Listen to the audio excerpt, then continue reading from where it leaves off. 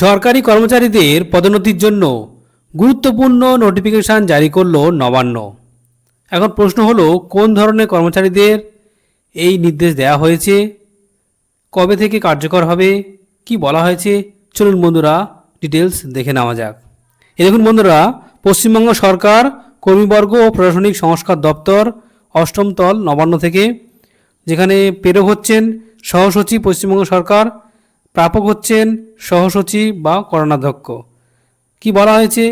বলা হচ্ছে যে আপনার বিভাগ বা দপ্তরে কর্মরত সংলগ্ন পৃষ্ঠায় উল্লেখিত উত্তরবর্গীয় সহায়ক বা সমপর্যায়ের যে কর্মচারীদের পদোন্নতির বিষয়টি বিবেচনার জন্য 1/4/2025 থেকে 31/3/2026 সময়কালের বার্ষিক কর্মসম্পাদন প্রতিবেদন পাঠানোর জন্য অনুরোধ করা হচ্ছে।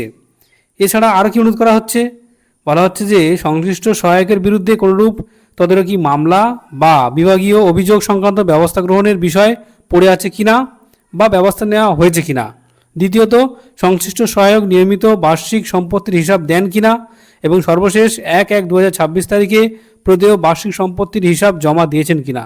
তৃতীয়ত, সংশ্লিষ্ট সহায়ক পদোন্নতি গ্রহণে ইচ্ছুক কিনা, নির্দিষ্ট বয়ানে ফোন নম্বর সহ ইচ্ছাপত্র পাঠাতে হবে।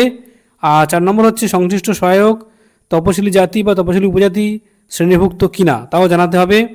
বলা হচ্ছে সংশ্লিষ্ট সহায়কের কৃতক বহি, অর্থাৎ সেটা আমরা বলি সার্ভিস বুক, তো তার 3য় পৃষ্ঠার জেরক্স কপি দিতে হবে। এই উল্লেখিত বিষয়গুলি বিভাগীয় প্রতিবেদন অবশ্যই 1/6/2026 তারিখের মধ্যে কিন্তু পাঠাতে হবে এই বিভাগে।